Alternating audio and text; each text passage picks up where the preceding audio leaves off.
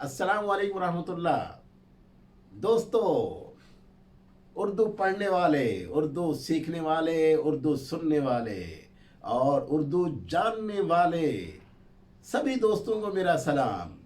आज का अहम तरीन टॉपिक है, हमारे बच्चे गलत सोसाइटी में चले जाते हैं, गलत तरबियत में चले जाते हैं और फिर वालिदैन शिकायतें कर रहे होते हैं। ऐसे में हमें अपने बच्चों को वापस किस तरह तरबियत के धारे में लाना है, आइए उसके ऊपर सैर हासिल गुफ्तगू करते हैं। आज का बहुत ही अहम सवाल मेरे पास अक्सर वालिदैन आते रहते हैं, अपनी औलाद के बारे में बहुत परेशान होते हैं।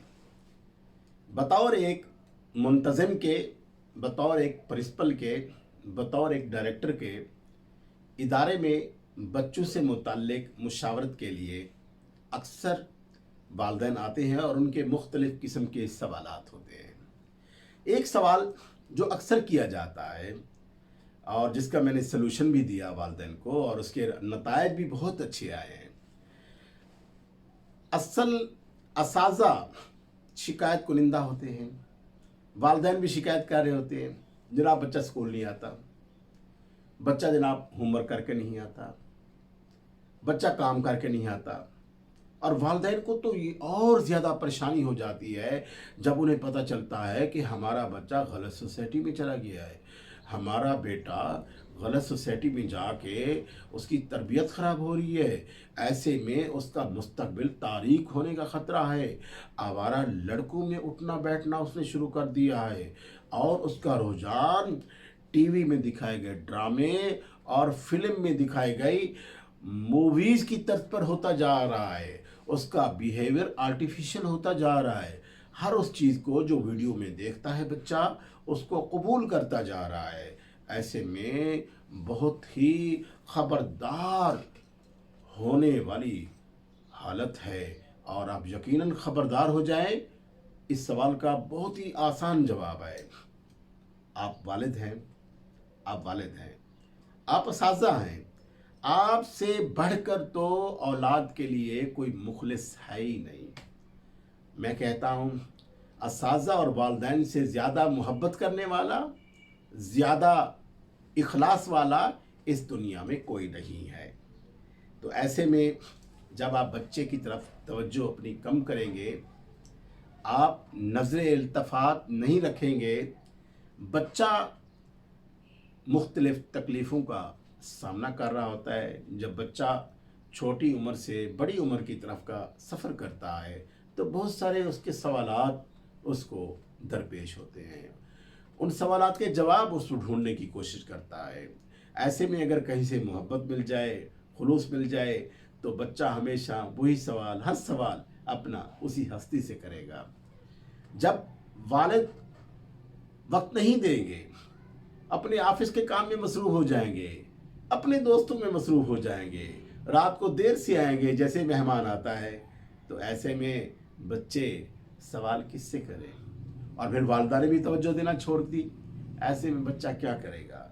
ला मुहाला ऐसे अपने दोस्तों का इंतखाब करेगा। उसकी किस्मत, अगर उसको अच्छी तरबियत वाला दोस्त मिल गया तो उसकी किस्मत अच्छी हो गई, और अगर उसको आवारा किस्म के लड़कों की सोहबत मुयस्सर हो गई तो वो गलत सोसाइटी में चला जाएगा।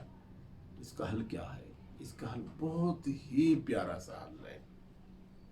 अपनी औलाद के दोस्त बन जाएं, अपनी औलाद से मोहब्बत करने वाले बन जाएं। आपने एक दोस्त रखना है, उसको एक दोस्त चाहिए। आप वालिद नहीं बल्कि वहाँ पर आप एक अच्छे दोस्त बन जाएं, उससे मोहब्बत करने लगें, उसके मशरूब में शरीक हो जाएं, उसे अपने मशरूब में शरीक करें, अपने दोस्तों से मिलवाएं, इकट्ठे बैठकर खाना खाएं, इकट्ठे बातें करें। ऐसे में वो बच्चा किसी और को नहीं, और वो कहेगा कि मेरा फादर ही मेरा बेस्ट फ्रेंड है। और जब आप इस स्टेज पर पहुंच जाएं कि आपका बच्चा ये मानने लग जाए कि मेरे वाले से अच्छा मेरा कोई दोस्त नहीं है। दोस्त क्या होता है? गमखार होता है, हमदर्द होता है, मुसीबत में काम आने वाला होता है। ہے, تکلیف میں ڈھارس دینے والا ہوتا ہے. جب بچے کو یہ تمام سہولتیں اپنے والد محترم یا والدہ محترمہ کی طرف مل جائے تو بچے کی قسمت تو جاگ اٹھے گی, اسے تو تربیت کا ایک اعلیٰ معیار مل جائے گا. ایسے میں آپ کا بچہ کسی بھی تکلیف کا سامنا نہیں کرے گا.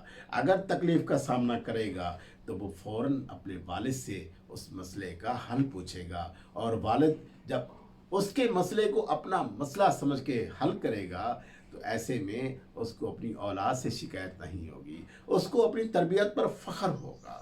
اور جب تربیت پر فخر ہو جائے تو پھر دھرتی پر علامہ محمد اقبال پیدا ہوتے ہیں, محمد بن قاسم پیدا ہوتے ہیں. پھر دھرتی پر ہمارے اکابرین کی طرف جائیں, وہ تربیت تھی والدین کی جنہوں نے اپنا نام رہتی دنیا تک چھوڑ دیا ہے. اردو پڑھنے والے, اردو سننے والے, اردو لکھنے والے تمام دوستوں کو ایزی لرن اردو میں فی امان اللہ. السلام علیکم ورحمۃ اللہ وبرکاتہ.